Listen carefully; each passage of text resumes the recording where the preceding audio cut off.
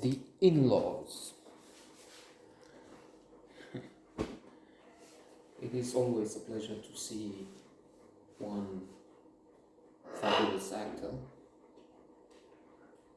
It is an immense privilege to see two. Albert Brooks,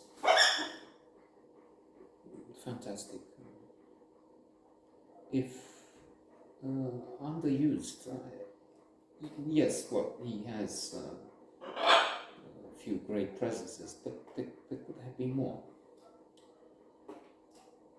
On the other hand, it's also true that there are a few wonderful ones than 100 failed movies, let's say, like in the case of Nicolas Cage, once a wonderful promise.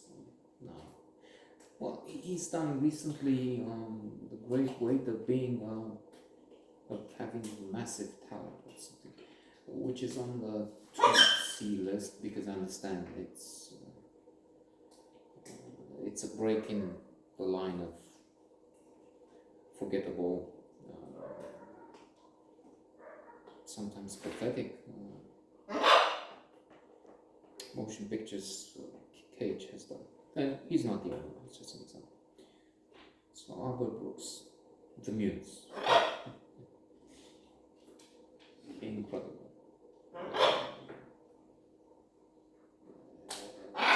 Touched by the divine, speaking of The Muse. And he is at the center of it. He has a leading role. He was in Drive, against type, if you will. Termina. Let me see. American Dream, American Lost in America. The voice in Finding Nemo. And then Broadcast News, just to mention films that are among the best 100. Finding Nemo is a different genre, but then I enjoyed it, and if somebody who's not watching this, I mean, maybe 5 over the past 20 years, 5 animation movies I've seen, and that was when my daughter was a child. Okay, Michael Douglas. This is a unique case, well, if not the only one, but rather obvious nevertheless, where you have incredibly gifted, again, Magista Budi, master of the game, in acting, but also in producing. Many years ago, as a young man, Michael Douglas took the Oscar as a producer for West Film for One Flew Over the Cuckoo's Nest, which is top 25, top 50 best movies. There were others honored for best actress in a leading role, Milos Forman for directing, Jack Nicholson. Marvelous, one of the most memorable roles he and any actor had to offer us. But Michael Douglas was also in Wall Street, The Game, which I like very much, Behind the Candelabra, and Basic Instinct. And more recently I've started seeing, in fact, indeed, it's the next note coming, Kaminsky method. Then he was also in Crime, Perfect Crime, in that thriller with Gwyneth Paltrow as his wife, and Viggo Mortensen as her lover, that Michael Douglas, well, his character, hires to kill her. And that's a strange coincidence. I don't know the name. I should have looked for it. Well, it's easy now. You Google it. It has become a verb as Yuval Harari mentions in one of his 3 wonderful books, or in a couple of them, Homo sapiens, Homo Deus. It's about tomorrow. And the one I'm reading through now, 21 lessons for, 21st century. Google. There's a coincidence here, though I again don't know the name of the actor, but the one investigating the murder in the aforementioned Thriller is again here. He also plays Hercule Poirot in some series on BBC. A very good actor. Here he's playing the evil character. So it's a comedy. It's not top of the game.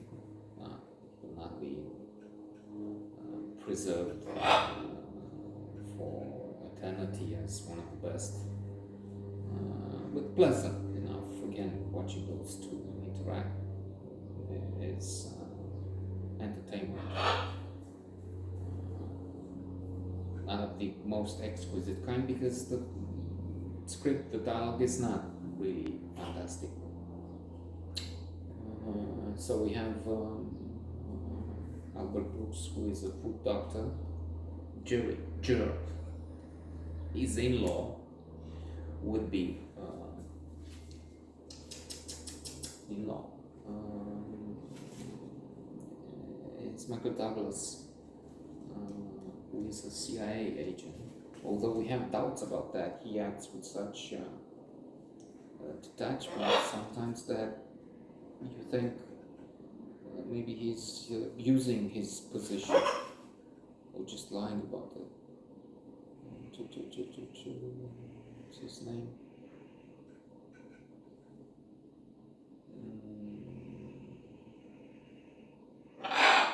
Steve. He's Steve.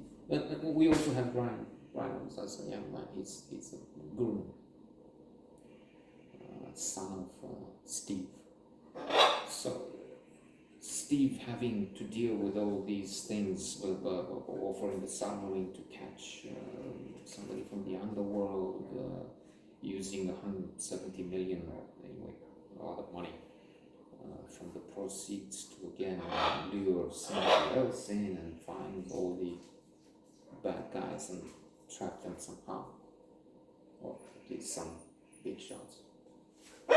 And the food doctor, Albert Brooks, Jer, falls into this plot somehow from innocent bystander. He is taken in with a plane and trip to meet this ruffian. This is where it becomes a bit strange. There's a gay element to the plot, which I don't know how it will be perceived with the optics of now, because it seems in a way that first of all, the villain is gay. So why is that? I mean, is it bad? Then, true. On the other hand, he's attracted by Jer, and then there's some uncomfortable.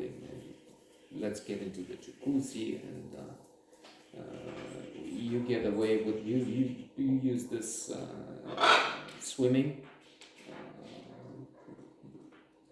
suit, but European style, which will be illegal on most, I think, beaches in America. That's not. You have to wear something like shorts.